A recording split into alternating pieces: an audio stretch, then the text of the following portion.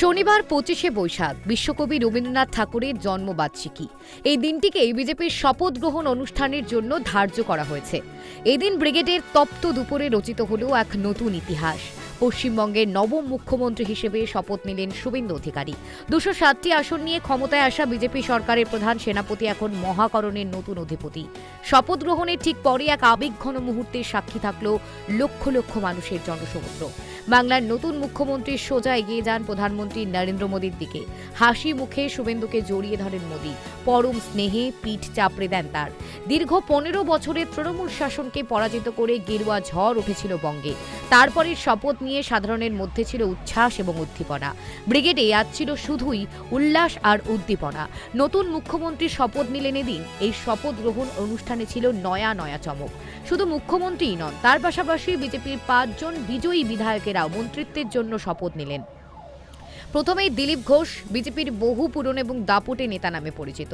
তারপর মহিলা মোর্চা বা মহিলার তরফ থেকে অগ্নিমিত্রা পালের বিশেষ নজর কেড়েছে এই অনুষ্ঠানে। তারপর নিশীথ প্রামাণিক, যিনি উত্তরবঙ্গের যে বঞ্চনার কথা বারবার উঠে এসেছে, সেই রাজবংশী সম্প্রদায়ের ব্যক্তিত্বকে দেখা গিয়েছে শপথ নিতে। তার পাশাপাশি ক্ষুদিরাম টুডু, আদিবাসী সম্প্রদায়ের হয়ে তিনিও শপথ নিয়েছেন এই অনুষ্ঠানে। কিন্তু তার শপথে উঠে এসেছে যে এই সরকার সব রকম জাতি জনজাতিদের কিভাবে সম্মান প্রদর্শন করেছেন।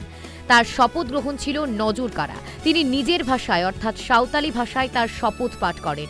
এই শপথ গ্রহণ অনুষ্ঠানে ছিলেন যেই মতুয়া সম্প্রদায়কে ভোট ব্যাংক হিসেবে একাধিক কটাক্ষ উঠে এসেছিল, সেই মতুয়া সম্প্রদায়ের প্রতিনিধি এবং বিজেপির জয়ী প্রার্থী অশোক কীর্তনিয়া, তিনিও আজ শপথ বাক্য পাঠ করেন।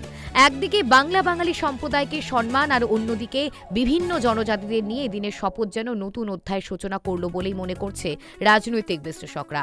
শুভেন্দুর পরে দ্বিতীয় ব্যক্তি হিসেবে মন্ত্রিত্ব পদে শপথ নেন মেদিনীপুরের ঘরের ছেলে তথা খড়গপুর সদরের বিধায়ক দিলীপ ঘোষ। এরপর আসানসোল দক্ষিণ থেকে জয়ী অগ্নিমিত্রা পাল ক্যাবিনেট মন্ত্রী হিসেবে শপথ গ্রহণ করেন। মতুয়াগড় থেকে বড় প্রতিনিধি হিসেবে মন্ত্রিসভায় জায়গা পেয়েছেন বনগাঁ উত্তরের বিধায়ক অশোক কীর্তনিয়া। জনজাতি সমাজের মুখ হিসেবে বাঁকুড়ার রানীবাহের বিধায়ক ক্ষুদিরাম টুডু এবং উত্তরবঙ্গের প্রতিনিধি হিসেবে কোচবিহারের মাথাভাঙ্গার বিধায়ক নিশীথ প্রামাণিকও ছিলেন এদিনের শপথ গ্রহণে। ব্রিগেডের ঐতিহাসিক শপথ গ্রহণ অনুষ্ঠান শুধু একটি রাজনৈতিক পরিবর্তনের মুহূর্ত নয়, বরং বাংলার রাজনীতিতে এক নতুন অধ্যায়ের সূচনাও বটে। শুভেন্দু অধিকারীর নেতৃত্বে বিজেপি সরকারের যাত্রা ঘিরে সাধারণ মানুষের মধ্যে যেমন উচ্ছ্বাস দেখা দিয়েছে, তেমনি বিভিন্ন জাতি জনজাতি ও সম্প্রদায়ের প্রতিনিধিত্ব এই অনুষ্ঠানে বিশেষ তাৎপর্য বহন করেছে।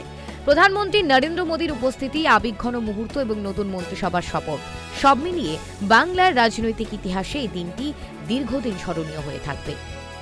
Bureau report, KTV Bangla.